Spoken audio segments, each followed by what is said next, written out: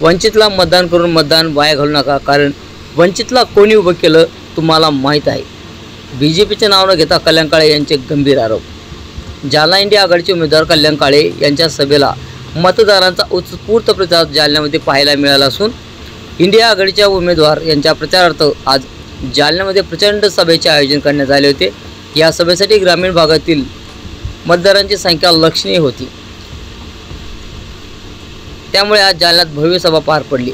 यावेळी सभेमध्ये लोकसभेचे उमेदवार कल्याण काळे बोलताना म्हणाले की बीजेपीवरती निशाणा साधताना म्हणाले की जालन्याला भाजपचे रेल्वे मंत्री असून देखील जालना रेल्वे स्थानकाची अवस्था बघण्यासारखी नाही, तसेच बस स्टँड देखील याची दुरावस्था झाली असल्याचं कल्याण काळे यांनी बोलले। पुढे बोलताना म्हणाले की यंदा इंडिया आघाडीचे उमेदवार जिंकणार, कारण की याआधी भाजपसोबत शिवसेना होती, त्यामुळे त्यांना निवडणूक जिंकता आली। मात्र आता शिवसेना इंडिया आघाडीमध्ये असल्याने आमचा विजय नक्कीच होणार असल्याचं कल्याण काळे यांनी म्हटलंय। पुढे बोलताना म्हणाले की वंचितला मतदान करून आपले मत वाया घालू नका, कारण वंचितला कोणी उभा केलं हे तुम्हाला माहीत आहे, असं म्हणत कल्याण काळे यांनी बीजेपीचं नाव न घेता गंभीर आरोप केले आहेत। तसेच पुढे आणखीन बोलताना म्हणाले की काल देखील इथे जालन्यात अमित शहा यांची सभा झाली, मात्र त्यांच्या सभेमधील अवघ्या 5 मिनिटाचे भाषण केले, मात्र त्यामध्ये देखील जालन्याचे विकासावरती एकदाही बोलले नसल्याचं देखील त्यांनी टीका केली। दरम्यान कल्याण काळे यांच्या या सभेसाठी अभूतपूर्व गर्दी या सभेमध्ये आज पाहायला मिळाली।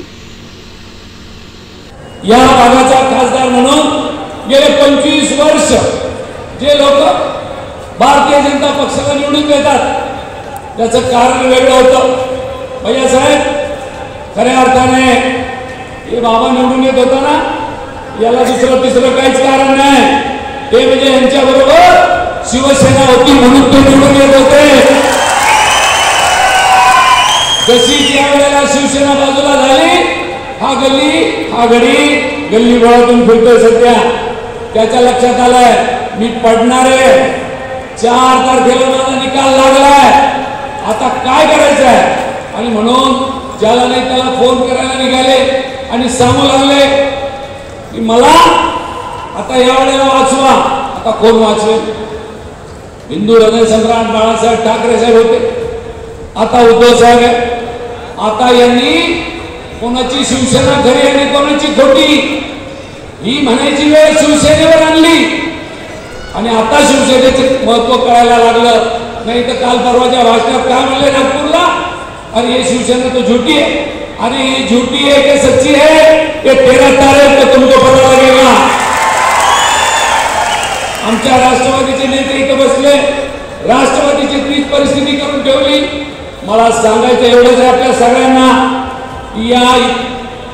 या मंडळीने या देशाला किंबहुना या राज्यातलं जे वातावरण होतं, जो पुरोगामित्व होतं, ते सगळं नष्ट केलंय आणि आता यांना लक्षात आलंय की आता आपल्याला याला सामोरं जावं लागणार आहे। आणि म्हणून तुम्ही बघा काही ठिकाणी त्यांचे काही नेते भाषणाला सुद्धा येत नाही, काही लोकांना पाठवतात आणि इतका कमी वेळ भाषण करतात। काल इथं अमित शहाजी आले, ते शहाजी अवघे 5 मिनिटं बोलून गेले, फक्त 5 मिनिटात त्यांनी भाषण संपवलं। इतकं जालन्याचं तर काहीच बोलले नाही साहेब। 25 वर्षांनी खासदार आहे, या जालन्यामध्ये प्यायला पाणी नाही, जरा जालन्याचं सोडा, आज भोकरदन शहराला प्यायला पाणी नाही, 35 टँकर चालू आहे भोकरदन शहरामध्ये, तिथं पिण्याच्या पाण्याची परिस्थिती खराब आहे।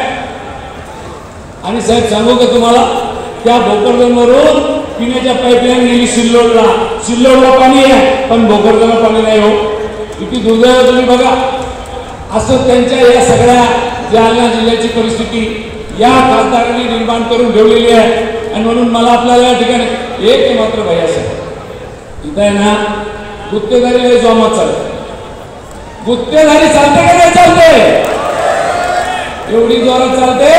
तुम्ही ऑनलाईन टेंडर जगातून भारतातून किती टेंडर आले तरी टेंडर भोकरदनचंच निघतं।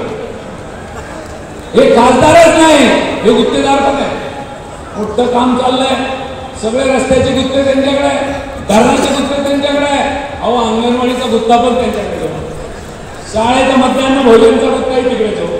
मला आपल्याला एक गोष्ट सांगायची मित्र, या सगळ्या बाबीमध्ये आता आपल्याला 13 तारखेला विचार करायचा आहे की या सगळ्यासाठी आणि या जालन्याचा विकास करण्यासाठी आपल्याला बदल आणि परिवर्तन करण्याची गरज आहे. आणि ती आपल्याला ती तारीख काय आहे? ती तारीख 13. त्या 13 तारखेला आपल्याला येणाऱ्या 13 तारखेला आपल्याला मोठ्या प्रमाणामध्ये एकत्र येऊन सगळ्यांना आपल्याला विनंती करावी लागणार आहे की बाबा हो, कल्याण काळे मीच आहे, तुम्ही कल्याण काळेला मतदान द्या. मी तुमचं काही काम पडलं तर अर्ध्या रात्री कल्याण काळेला घेऊन जातो.